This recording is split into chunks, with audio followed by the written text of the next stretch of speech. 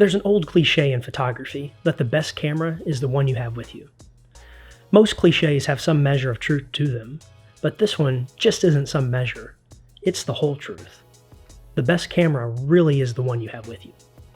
These days, almost all of us are carrying around a smartphone everywhere we go, and we're increasingly use it to document our lives.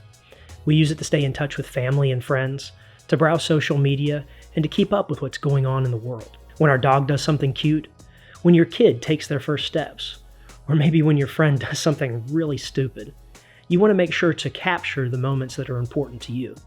Mobile photography allows us to do that to an extent that wasn't possible just a few years ago.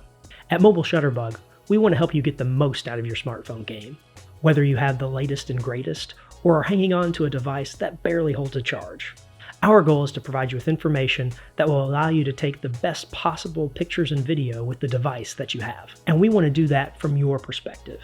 We're not going to talk about professional photo or video editing software that you're never going to buy.